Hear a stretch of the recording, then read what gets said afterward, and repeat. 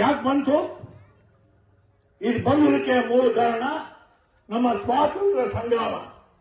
ಅಲ್ಲಿ ಇದ್ದಂತ ಭೇದ ನಾವೇ ಗಮನಿಸಿದ್ರೆ ಇತಿಹಾಸದಲ್ಲಿ ಸ್ವಾತಂತ್ರ್ಯ ಸಂಗ್ರಾಮದಲ್ಲಿ 2 ಪಂಥಗಳಿತ್ತು.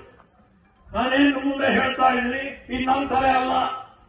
ಈ ವಿಚಾರ ನಮ್ಗೆ ಕೊಟ್ಟಿದ್ದು ನಮ್ಮ ಪಕ್ಷವನ್ನ ಸಂಸ್ಥಾಪನೆ ಮಾಡಿದಂತ ನಮ್ಮ ಆತ್ಮೀಯ ನಾಯಕರು, ಶಿಕ್ಷಕರು, ಮಾರ್ಗದರ್ಶಿಗಳು ಇವತ್ತಿರೋಗಿದ್ದಾರೆ. ಕಾಮರ್ಸ್ ಶಿವದಾಸ್ ಘೋಷ್ ಅವ್ರು ಮೊಟ್ಟ ಮೊದಲ ಬಾರಿಗೆ ಹೇಳು, ಈ ದೇಶ ಸ್ವಾತಂತ್ರ್ಯ ಬರ್ತಾ ಇದೆ ಮಹಾತ್ಮ ಗಾಂಧಿ ನಾಯಕತ್ವದಲ್ಲಿ. ಏನದಕ್ಕೆ ಏನಾಗುತ್ತೆ? ಗಾಂಧೀಜಿ ಪ್ರಮುಖ ಪಾತ್ರ ವಹಿಸ್ತಾರೆ.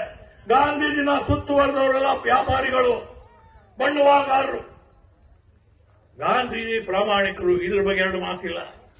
ಪದೇ ಪದೇ ಕಾಮರ್ಸ್ ಶಿವದಾಸ್ ಘೋಷ್ ನಮ್ಗೆ ಹೇಳಿದ್ದಾರೆ, ಮಹಾತ್ಮ ಗಾಂಧಿ ಪ್ರಾಮಾಣಿಕ ವ್ಯಕ್ತಿ, 2 ಮಾತಿಲ್ಲ. ಅವ್ರ ಜೀವನ ಕೊಟ್ಟರು, ಅದು ನಿಜ. ಆದ್ರೆ ಅವ್ರ ಗುರಿ ಏನಾಗಿತ್ತು?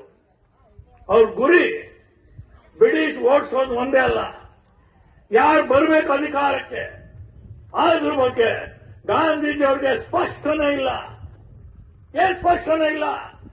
ಈ ದೇಶದಲ್ಲಿ ಹೋರಾಟ ಮಾಡಿ ಜೀವ ಕೊಟ್ಟವರು 2 ವರ್ಗದ ಜನ. ಒಂದ್ ಕಡೆ ಬಂಡವಾಳಗಾರರು, ಇನ್ನೊಂದ್ ಕಡೆ ಕಾರ್ಮಿಕರು, ರೈತರು. ಬ್ರಿಟಿಷ್ ಓಡಿಸ್ತೀವಿ, ಯಾರು ಅಧಿಕಾರಕ್ಕೆ ಬರಬೇಕು? ಈ ಪ್ರಶ್ನೆನ ನೇತಾಜಿ, ಭಗತ್ ಸಿಂಗ್ ಎಲ್ಲ ಎತ್ತಿದ್ದಾರೆ. ಇನ್ನೊಬ್ಬ ಮಹಾನ್ ಕ್ರಾಂತಿಕಾರಿ ರಾಜ್ ಬಿಹಾರಿ ಬೋಸ್ ಅವರೆಲ್ಲ ಈ ಪ್ರಶ್ನೆನ ಗಾಂಧೀಜಿಗೆ ಎತ್ತಿದ್ದಾರೆ.